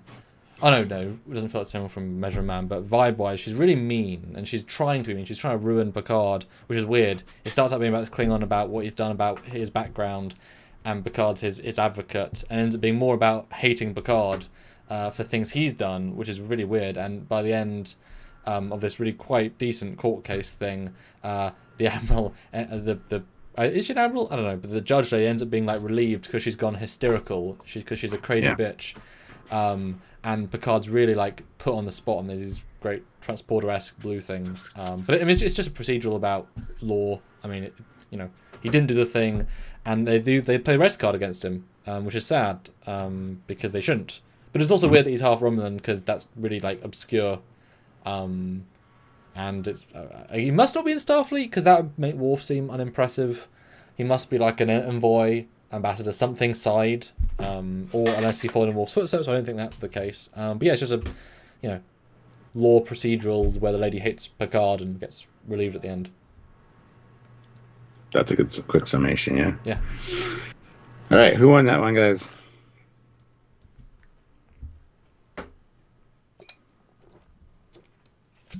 Cap wins. Sam clearly hasn't seen it. I wouldn't say that. Witch hunt, as it were. Yes. Eugene, 400 rubles. The Drumhead is one of the biggest missed opportunities. And Justin Hampton says $2. Captain Karen Nora Sati won. Haha, good law won though. Yeah, no, she's Admiral Sati. She's not Captain Sati. Admiral. That's what he said. I read it wrong. Yeah. Sorry. So Captain. Yep. Very much. Okay. I thought he kind of had it. Anyway. Apparently not. Half a Life. I mean, I don't remember much about this, apart from it's a sequel, Troy. It's not very good. Honestly, it's not worth remembering, this one. Okay, this is where and it's one of the bits, but it's not really worth talking about. It's not very good. Dude. So. As Infamy. Sorry, that's lag. It's where a guy beams aboard, and he's an ambassador or something, but he has to end his life when he's 60. And turns out Loaxana and him fall in love, and she doesn't want him to die because he's perfectly healthy. Timon or something is his name. I can't remember his name. So the whole thing is we got to stop him from taking his life, and he wants asylum on the ship, but he doesn't, kind of. His family's wondering why he wants asylum, why he wants to be with Loaxana when it's his time to die. Timison, that was his name. There you go. So yeah, this is kind of a Loaxana episode, and not super great, but that's it. Yeah, the die thing's fun. I remember she almost convinces him at the end. Yeah, almost, because there's so much more to live for. Because considering she's had like 3 marriages and all this life, but he ends up having this. I remember they're sitting in chairs, and he grabs her hand, and he's like, "But that's not the point. The point is to live the best, if you say 60 years you can, and then let the new generation take over." Yeah, I can't take this away from my family. This is important, and all that. So, this is more important, and she's really sad. But I remember being very un-Loaxana in this one, and just. But now we've watched them. It is the end of her arc, because they're dating, propose, like they're either husband and wife dating, or like this is who she chose finally after 2 seasons. But I don't remember being a very good one for her, at least as her being her. I find. Yeah. All right, next up, the host, which is you again. Although again, this thumbnail tells me nothing, so I can't. Although it's the introduction of the Trill, but I don't. I mean, Trill, dude. Yeah. This tells me nothing, and again, pictures. I can't get anything from this. So. Well, there's only one real Trill story in TNG, so. Yeah, and he's got face ridges. Yes, and no spots. Yes. Yeah. So I'll go, I guess. Yeah, he comes aboard, and I forget, he's ambassador or something. They're doing some kind of mission, him and Crusher fall in love essentially, and they start getting really close. And then something happens to his body, and they have to put the Trill into a new body, a new host, which turns out to be a female. And then it's Crusher kind of having to deal with the change and the fact that that's not how humans work. That's not how human love works.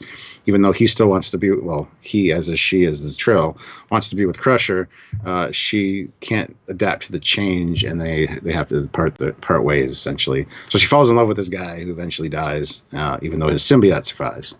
So that's all I remember about this. I don't remember.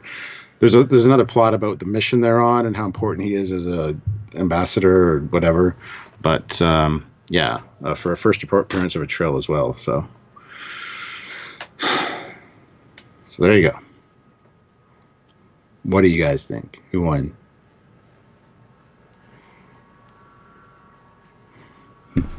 Next one's good though. Actually memorable.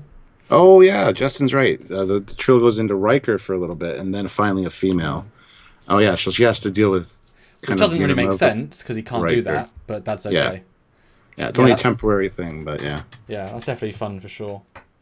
All right, next. Go ahead first. I can do this one. This one's good.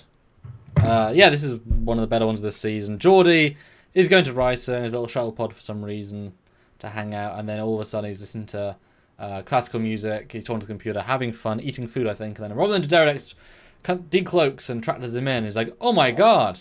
and is on board the ship. It's not Tom Rock, it's the other Romulan guy who is the guy who's in, I believe, the one with Future Imperfect. He's the scientist guy, not the ambassador guy, I believe. I think so. And yeah, he's good, he's charismatic. He sends a lookalike to Risa, which is a funny little moment. Puts a visor on, sends what's his name?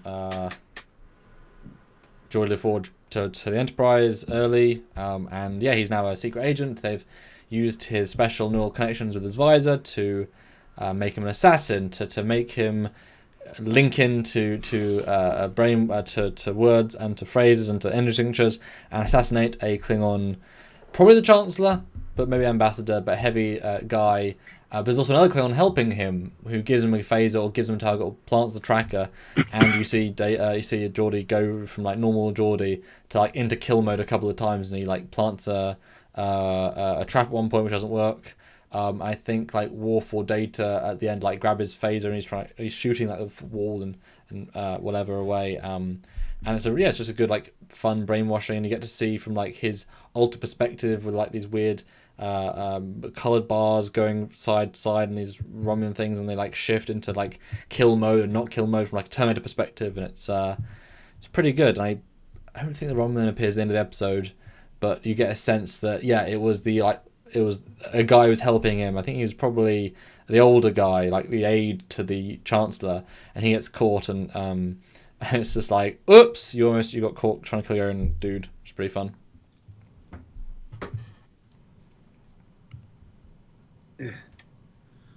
Okay, so this one turns out Geordi's on his way to or from some kind of conference or from Risa or something, and a big Deredex folks outside his little Type 15 shuttle pod.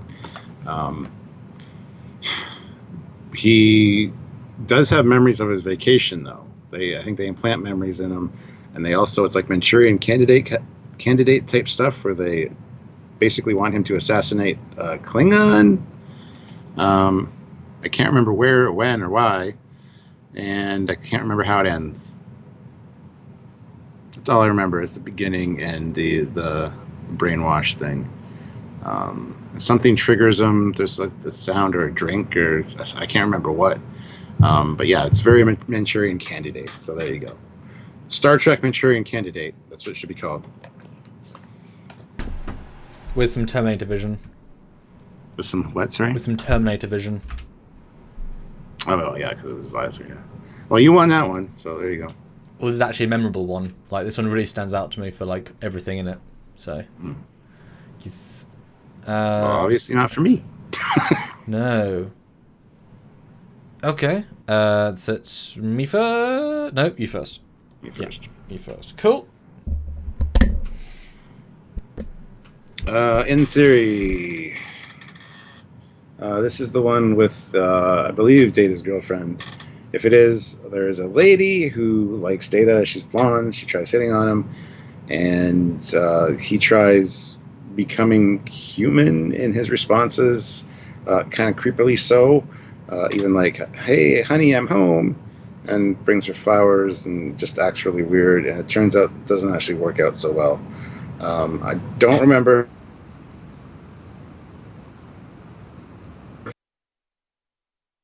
Just him and her. That's all I remember about it. Not too much. So there's that. Yeah, I don't know much.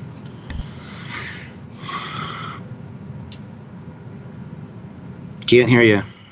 This is the Data girlfriend one. This one's a fun one because Data's doing his thing, and there's this either new ensign or just it's part of his engineering science team, whatever. And she's like she's caught his fancy, and she's talking to him, and he asks like somebody like, "Why is Lieutenant da doing all these things?" And they're like, "She might be into you," and he's like, "What?" And he rationalizes it like it's an experiment. So yeah, I tell you what. I will engage this and see what happens. So he asks her out, and she's really confused by it. But she's like, okay, sure. And they go on dates, and obviously he can't necessarily feel, and he regrets having to feel. And she's at first quite likes it because he can be very attentive. But then he's written all the books on being a boyfriend to the point that he's absurdly too knowledgeable. He's not enjoying the ride, and he's jumping all the steps. So they've just started dating, and he's already being possessive. He wants to give her the experience because at the end of the day, it's also his experience, and he's kind of doing it in fast times. And they do all these weird things, and it's quite kind of sweet and kind of weird at the same time. And it gets to the point where he's like staying there with her in the quarters a little bit or something similar, and she's just like, Data, I like you, but this is not. I mean, do you even feel this? And he's like, you do. I maybe. I mean, I want to, and she's like, that isn't enough for me. I think she actually leaves the ship as well because it's like quite a serious like. It hurts her because she actually gets quite invested, thinking that his programming is a real thing. But the fact is, he's just forcing it. But he actually is kind of sad at the end, but he's not sad in a legitimate sad way. He's sad in a, I'm not happy that I caused her pain, and I wish I could feel for her, but I just can't feel for her. And so it's a really bittersweet one, but a good example of them being a couple. And they do lots of scenes of them being a couple, which are really odd, but really good. I'm sure there's a Keiko O'Brien and them scene, and yeah, it's good. It's different. It's good different. Well, you won that one. You had a lot more details than I did. Okay. I just remembered the creepy "honey, I'm home." Yeah. Just some weird shit. But yeah, I didn't remember any kind of B plot or anything, and I didn't remember all those details. So you win that one. Yeah, yeah. Yeah, I don't know. Well, I think you probably like it because you like the girl in that one. I can guarantee. I mean, yes, I do, but I've only seen this one maybe twice. I've not ever gone away, but I think what it honestly is because when we did the Isaac episode, it made me think of this one, and so now I literally was thinking, is it Isaac or Data? Who did it better? As I was going through a review. Orville did it better. I think Orville did it better. I think Data acted better. That's because Orville has a. I am Isaac. Like the acting was better from Data, but I think the storytelling was better in Orville. Yeah. This will be a good one to rewatch, I think, now to compare them. Yeah. Yeah. Cool. Okay. So now we're on the last episode of season 4, which is Redemption. Which you go first? You want me to go first for us in our house? Whatever. Go first. Okay. Redemption Part 1. I'm gonna have some drinks. Okay. The Klingons are back, guys. Gowron is now the Chancellor of the Klingon Empire. And he's asking for Picard to come because there is a storm brewing in the Empire. Civil War. Duras is playing with all of the... Duras is making... Well, so Duras sisters, but they're making a big play for the Council. They've got a lot of the fleet. It's not necessarily the ruling government, but it's the military force they own, they run. And it escalates very quickly from being like a... I need your help, Picard, if the Federation does not side with me to make me... Because he's not Chancellor yet, because they're power vacuuming. If I'm not Chancellor, then they're gonna screw the Federation, whatever. And Gowron's great in this. And you see the Duras sisters. Either this is the one with the Romulan involvement, or this is the pre-one with the Romulan involvement. I think this is just the Duras sister one, and then later on, you got the Romulan stuff. All that might be the end of this one. I can't quite remember, but I know that at the end it ends in quite a cool cliffhanger of Picard being there, and these two Duras birds of prey come in, find the new Vulture, brand new. It's also a great looking ship, and they attack it, and you get a sad moment of like, you know, Gowron's like, help me and win this battle, and Picard's like, we've got to go, and so they warp out of Kronos, literally leaving, or they at least don't intervene with Gowron being attacked. And I think it cuts back to them like having more reinforcements, and then it really jeopardizes the alliance. If the Romulans are in part 2, then Sealer's arrived, but I think that's season 6 or 7. I think it's just Dura sisters. They try and they try and sort of sleep with Picard and try and get to him, and they've got great scenes with their very red outfits. One of them's wearing big bright red. And trying to get Picard on their side, because hey, they'll be great for the Federation, you know, all seductiveness. But it's pretty good.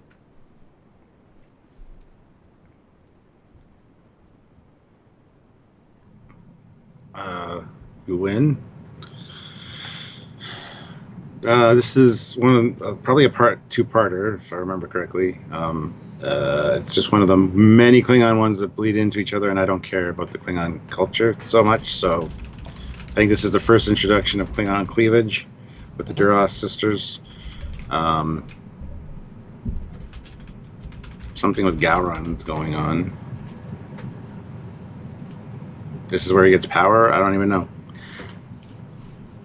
Don't care.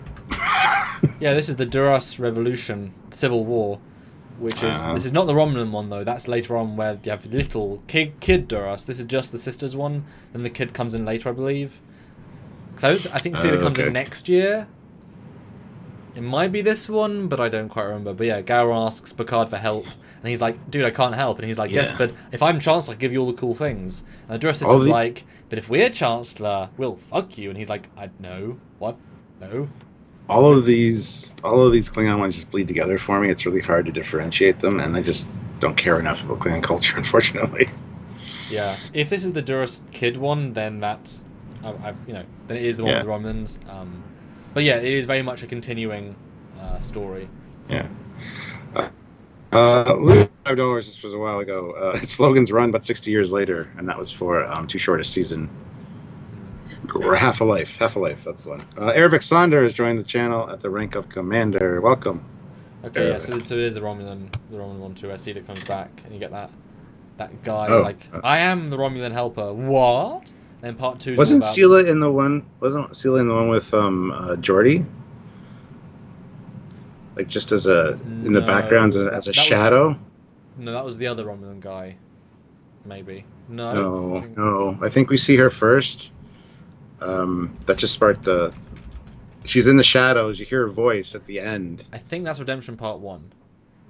Is it? Okay. In Part 2, she's in a lot, and you get that great thing with the cloaking net. Although it's 3D space and it's just like fly over it. Right. Dumbasses, but whatever. And I thought she was in a different episode and then showed up in like a Klingon one. But she does, which is because the Mind's Eye one with Geordi, they want to destabilize the Federation Klingon relationship. That's why they have Geordi want to assassinate the Mind's Eye Sealer, voice uncredited. So as a voice, yes. And she's in Redemption 1, 2, Unification 2. Okay. Yeah. Fun one now. Commands puts in $1 with a little cool face with sunglasses. Thank you. And Eugene, 250 rubles. Redemption. It took 9 years to watch part 2. 4 more to do it legally. Wow. Well, okay then. So that's it for season 4, guys. There we go. Who won? Who got the most? I mean, there's no competition. Oh. Well done, Stuart. No, I'm serious. How many did we get each? I don't think I won that just by default. You got a lot. You got 16. I got 5. We tied 4. So. Oh, I thought you got a lot more than that. Nope. Well, there was 2 I almost won, but not. Okay. And there's like 4 I just hadn't seen or didn't know at all, which were obvious wins. Yeah.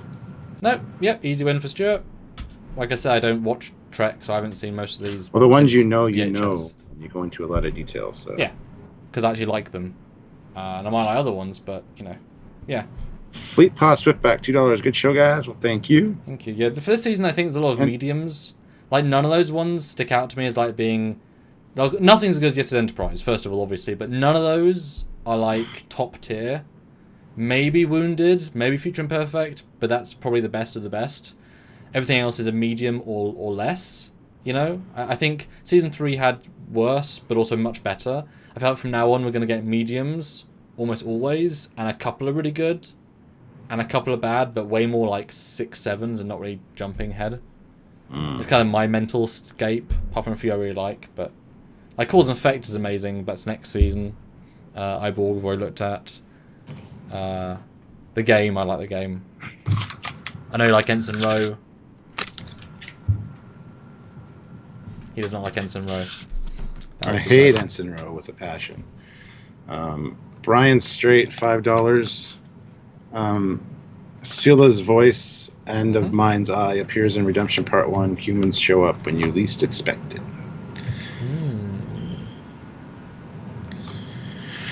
So, guys, that's it. Don't expect any more this week, though. Tomorrow I can't do it, and Friday Samuel can't. I mean, I definitely can't do it tomorrow either. I've got things. But, well, that being said, I might do some later in the evening, either tomorrow or Friday. We'll see, and maybe on the weekend I might do one. So stay tuned for that. But next week we'll start our reviews again. So. Guys, can I get $20 to finish this off? Because I've got quite a lot. $20. Come on, either 4. I got probably about that much left. Yeah, so 4 5s, 2 10s, or 120, and I'll finish this off. I think that's fair. But yeah, season. And yes, Harry Crab, a pre-review, because we were going to be delving into season 4. This was just a scraping our memories for what the episodes were about. Well, it's fun for you all. That's the joke, isn't it?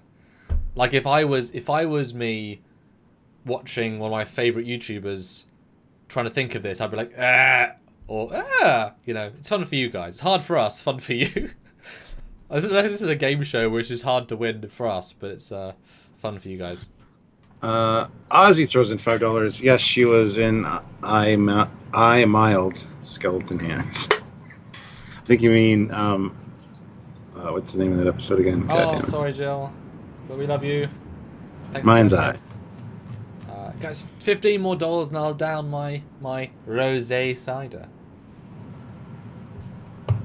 Did I get the super chat from Fun Will Now Commence? Yes, I mentioned it. Dollar with the cool sunglass face. The sunglass face. Yeah. How would you, having now refreshed yourself, where would you say that family is in the season of this? Like where would you say that lines up with the whole season? In terms of overall quality. For family? Yeah, for this season. Now you've sort of remembered them.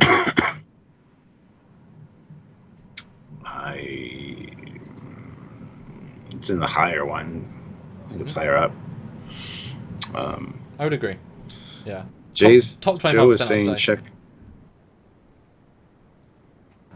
And I don't see anything from Joe. Hey, he's back. So I know what you mean, Joe. 600 rubles from Eugene. Oh, Drumhead is excellent, but it should have been a 2-parter. There are a lot of things placed there already for Worf to discover, I guess. The best suspect. Sati herself for Witch Hunter, as always, to become a witch. Squadra Course, $2. Thanks for hanging out, guys. Well, thank you for watching. John Hathcock, $10. Chug, chug, chug. Oh, yeah, I gotta finish mine. So that Romulan Klingon guy, was he an officer? Was he an ambassador? What was he then?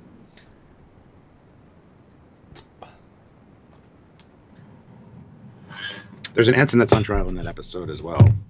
I think it's one of the Enterprise crew because it spills over and everybody's a freaking suspect. Okay. I can't remember. I don't remember the gist of what instigates this. Yeah, but who let us know, guys, if Stadio says season 6 is considered the best by the majority. Really?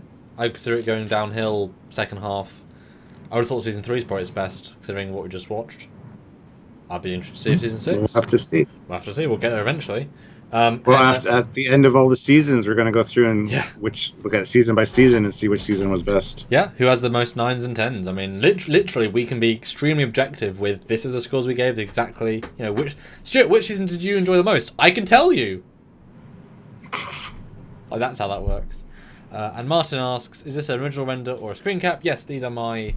for all these season reviews, I do a new render of the ship from a different angle, which is kind of hard to do because there's only so many angles of them that look good, and so each season I have to do new ones. Yeah, this is my render of the Gabriel Corner Enterprise from the final episode of Enterprise, but my custom tweaked version because I did my own things with it to make it whatever. I don't want to say more accurate, just what I like. I don't know. It's not my best render, but you think of the D as a miniature, so it has to be lit brighter, but light too bright doesn't quite look best. I mean, how do you rate this render? I don't know. You know my skills and how real it looks. How do I rate it? Yeah. Out of 10? Well, no, just a sense of like, is it a good one? I'll give it a... It's a good one. I think it's good. I just like chips, so I mean... But I don't think it looks like the miniature. I didn't capture the it looks realness of it, which I can do, No, it doesn't. I wouldn't say it looks like a model. No. Yeah. That's fine. It still looks fantastic. Thanks. Well, Gabe's model is great. I mean, it did a great job. I mean, watch that last shot of Enterprise. It's beautiful. That's the best the D ever looked. It's bloody amazing. Yeah. There you go, guys. We've got the 20s joke. I'm glad I challenged the audience, and we've got some exciting news coming from the English side of Team Trekyards at some point once it is up and running, because that'll be a nice way of doing it. I'll lead to new things, and we'll let you know. And yeah, back to season 4 next week. And seriously, guys, enjoy the daily Lower Decks videos. They're a lot of fun to make. Enjoy them every day. Please, comment, subscribe, like, all that stuff. And a final word from you, Stuart. The Captain, Mr. Foley.